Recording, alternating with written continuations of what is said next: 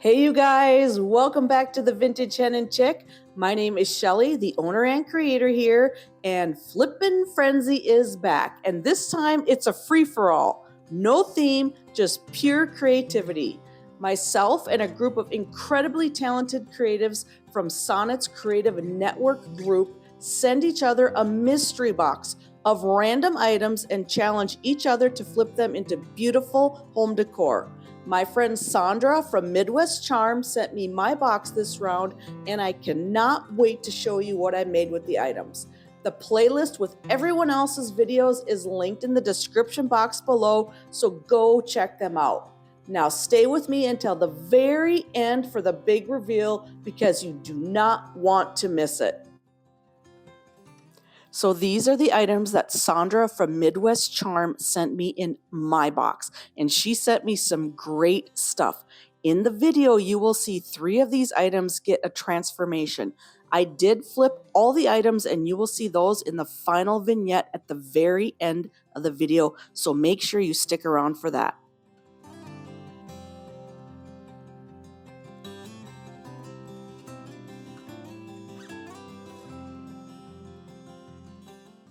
Project number 1 is this tin that Sandra sent me. I love upcycling tins, and this one is no different. So I'm going to start out by applying 1 coat of Dixie Belle Prime Start to the top of my tin and to the base of the tin. I'm going to be using the Dixie Belle Patina products on this, and because this is metal, you want to have some kind of base coat like the Prime Start or a paint, because the Patina products can completely rust through on metal that isn't primed first. So I'm going to do 1 coat of the Prime Start and then let that dry.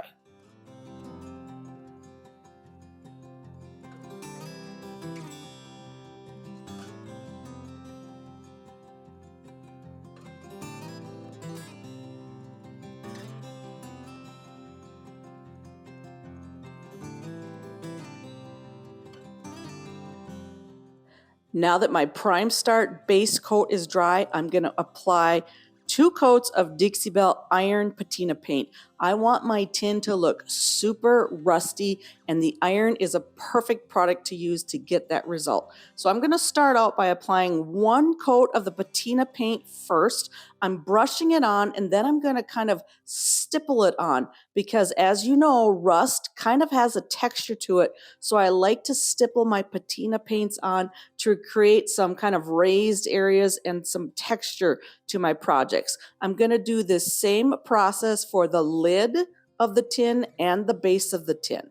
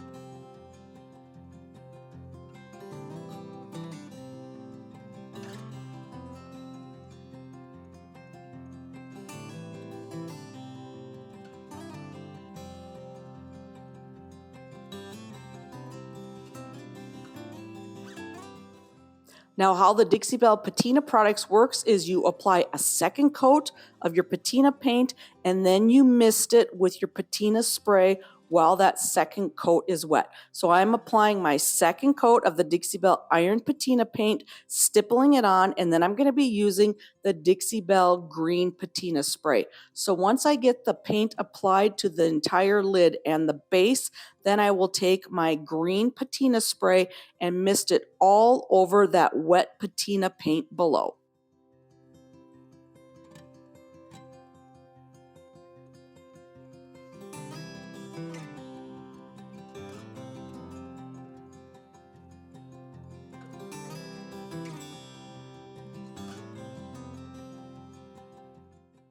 The patina sprays have either a stream or spray option on the nozzle.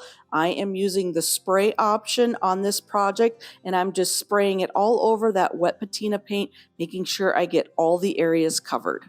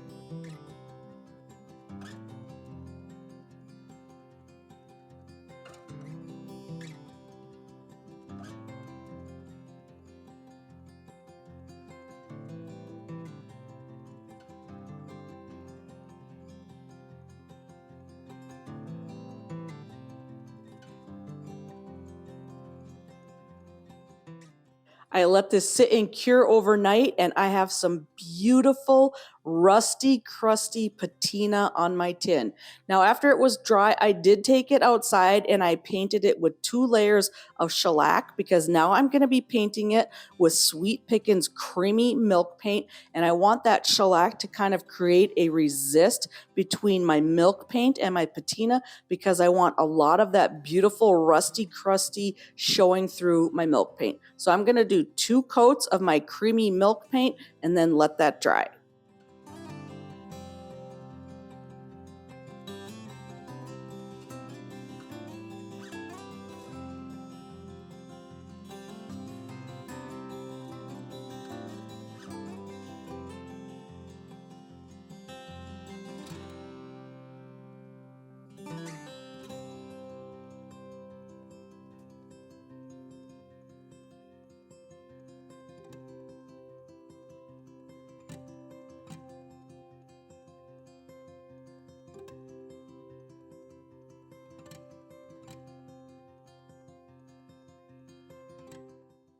After my milk paint dried, I did sand it and distress it, and I have some beautiful chipping and crazing and crackling, and you can see some of that awesome patina showing through that milk paint.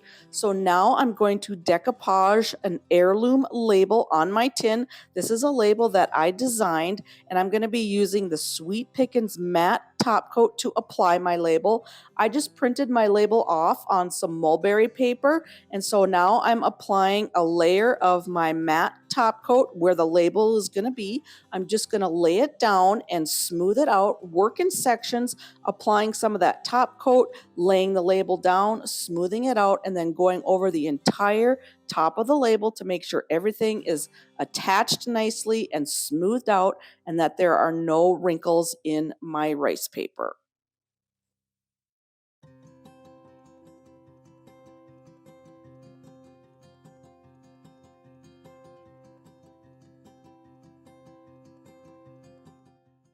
To seal everything in and add even more age to my tin, I'm using the Sweet Pickin's dark beeswax. I'm just applying it with a paper towel, rubbing it in, making sure it gets in all that crackling and crazing that the milk paint created, and then I will use the paper towel to wipe off the excess beeswax. So I'm going to seal in the lid of my tin and the base of my tin, and then this project is complete.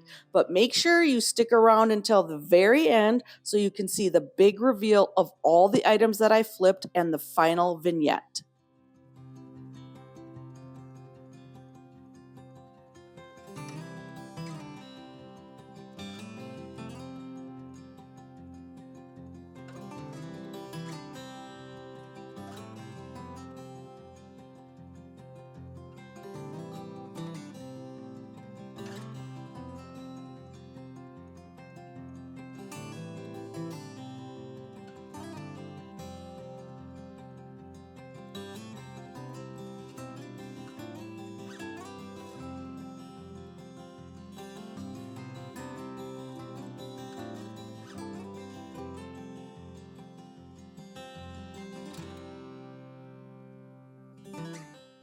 Project number 2 is this little glass jar, and when I saw it, my first thought was a flower frog. So I'm going to be transforming this into a vintage patinaed flower frog. Again, because my lid is metal, I'm going to start out with a base coat of my Dixie Belle Prime Start to make sure once I apply my patina products to the lid that it doesn't rust completely through.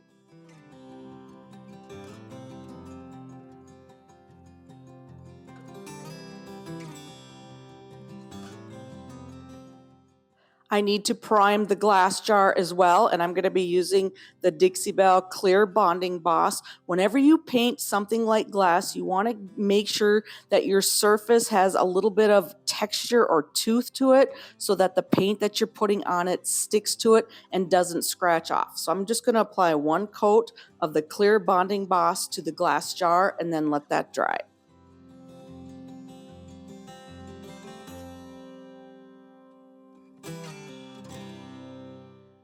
For my flower frog, I wanted to create a blue-green patina, so I'm going to be using the Dixie Belle Copper Patina paint this time. So I am taking my brush and I am stippling on that copper patina paint all over the lid and the jar. I'm going to start out with one coat and then let that dry.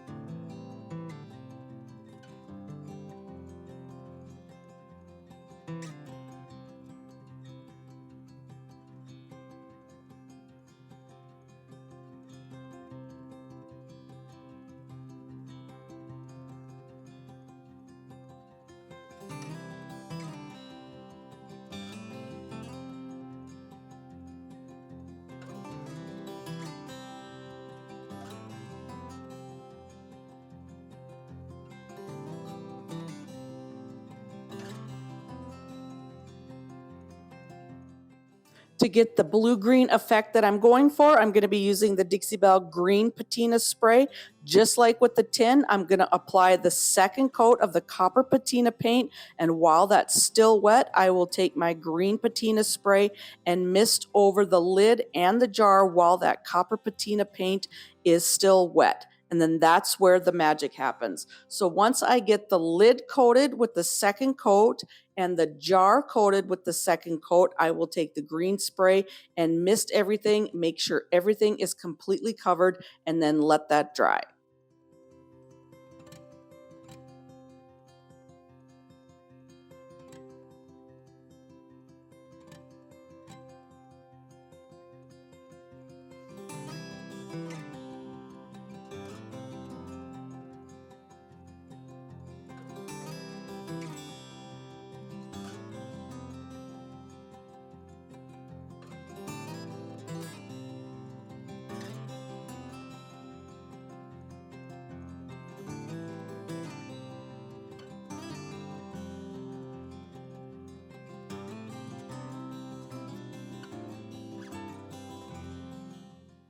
Oh my gosh, you guys, look at that beautiful blue-green patina.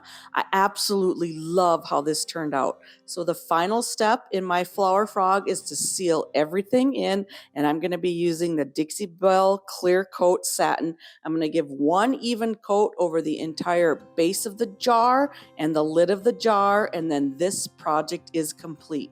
But make sure, again, that you stick around until the end so you can see the final vignette with all the pieces pulled together.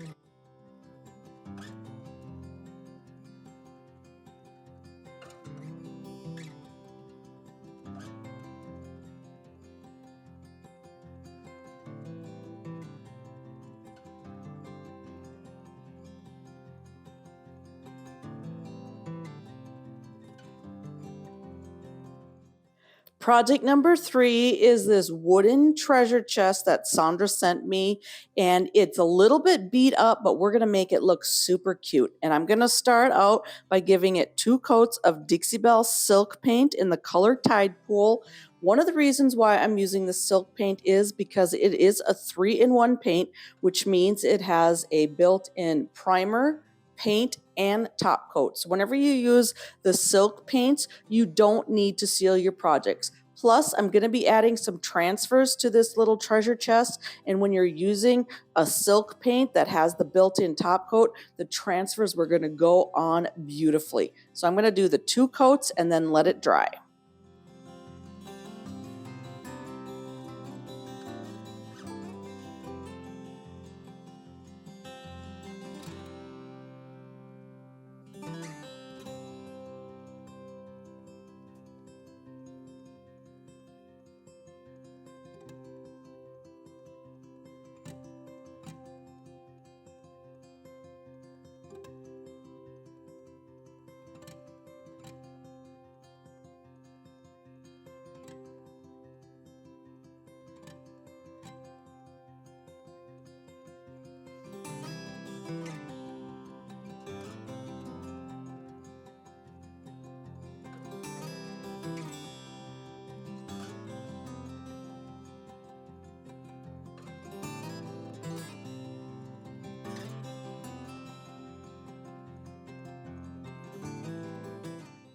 I distressed my box a little bit, and now I'm going to be applying some transfers from the IOD Fairy Tale Florals transfer set.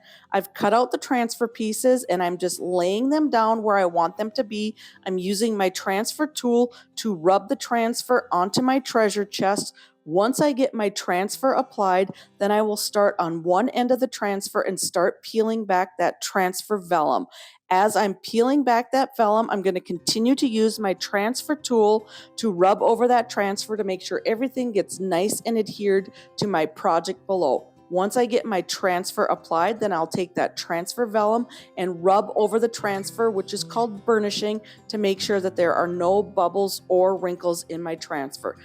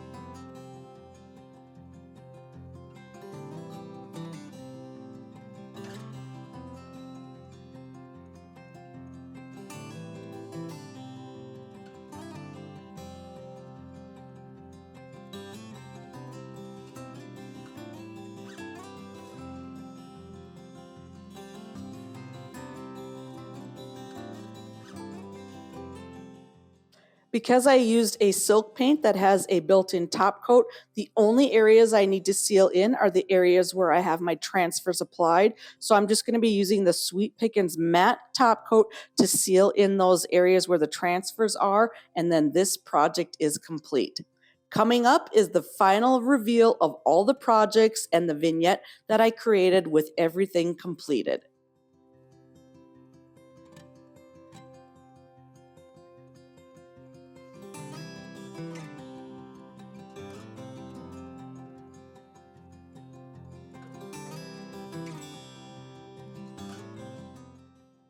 Thank you so much for watching today's video. If you enjoyed it, please give it a thumbs up and leave me a comment below. And make sure you subscribe so you never miss a thing.